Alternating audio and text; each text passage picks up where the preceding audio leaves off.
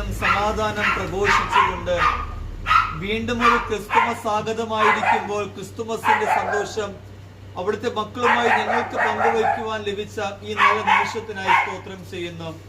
ജഗദീശ്വരന്റെ സ്നേഹവും കൃപകടാക്ഷങ്ങളും കഴിഞ്ഞുപോയ ഒരു വർഷക്കാലം ജഗദീശ്വരന്റെ മക്കൾക്ക് അന്ന് പ്രദാനം ചെയ്തു. സർവേശ്വര അവിടുത്തെ ബലമുള്ള കരങ്ങളിൽ